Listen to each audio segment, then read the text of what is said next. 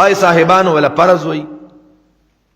ائمو کې البته دا یو فروعي مسله ده چې امام پس بامین په زور وي او که پرو باندې بوي خو چې کله جهري موز دی امام سے بولدوالین اویل نو دا آمین دا با پرووے او که پتیزه بوے دا یو مارکت الارا مسئلہ دا خود دینا مارکت الارا مسئلہ جوڑول ندی پکار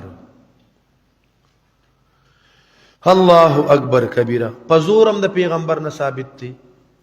پا جہر سر ثابت تی خود جہر مطلب دانے یہ تو تا پا پنجو شو آمین او سم زورو لگے خواہ بعض خلق سملس پکی کتازو خیال کری که هم پا پنجو شو تو آمین اللہ اکبر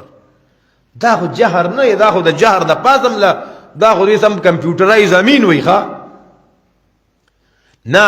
تاسو دی عربو دا تلاوت وری چاگی وی غیر المغضوب علیہم ولا الضالین آمین دا پا جہر شو کنا شو آمین دا سی ہوئے کنا آمین دا دی جہر ناسو کنکار نکی نو پا دی کے صاحبہ دا سکارو شو کچھ سو کوئی که آمین دی پا جہر او نوے نو ستاموز نکیگی نو یوازی دام نکنا نو که تا امام پس پاتحاو نوے نو ستاموز نکیگی نو که جنازہ کے پاتحاو نوے نو ستاموز نکیگی نو دیکھو خلق اور پس عزت کرالو نو جنازہ کے با پاتحا نوے نو پزور بر سر پاتحا نوے کچا اویل پاتحا پزورا نو اومی موز کیگی کچا پرو کچا اونویل نو اومی موز کیگی خبر مخیل ترالا دیکھ جگڑو سے ضرورت دے یار کم جائے کی خلق وئی حال تک دی وئی چھ کم جائے کی نوی اغیدی اڈو وئی نا دے اختلافات مونگ تباہ برباد کو گورے خواہ بعض خلق داغی دا محنت اگا طول زور پا دی دا شرک ردنا دا بدعات ردنا ارتو درے گا امین پا زور وایا او پاتحہ امام پا سوایا نو بیا داغی پا ضد کے خلق راشی نو انستاسو دا کار ناروا دی دا ایمو پا میس کی چکم اختلاف دی دا دا اولا او دا غیر اولا دی خبرہ سمجھ ترانا لا سو کوئی دا غورا سو کوئی دا غورا سو دا جائز او ناجائز اختلاف خو نه دی چگینی دا حرام دی او دا حلال دی یو انگریز جج تا پیسہ لرالا دا سونا دا علماء دا پارا دا شرم خبر دا انگریز جج تا پیسہ لرالا یو محلہ کے دو مولیانو جگڑ رالا یو وی پا زور با امین وی بل پا رو با امین وی جگڑ چاہتا رالا انگریز تا اللہ اکبر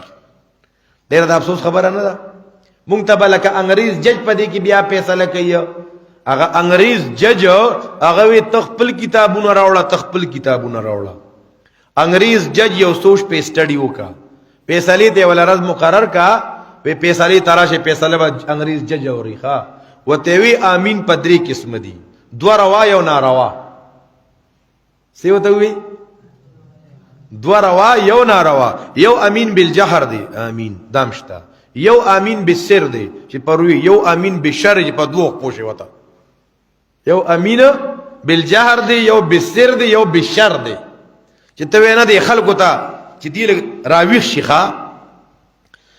اللہ اکبر کبیرہ آمین دا اسم فعل دی دا دی معنی دا یا اللہ زمون دا دعا قبول کی نو مانزکی چی تا ووریدو نو آمینو آیا او که دغه شانت دی ولدوالین زانتا آمین خدا چونکہ دا قرآن حصہ ندا نبی علیہ السلام نا آمین ویل ثابت دین مونگے زکوایو دا سورت فاتحی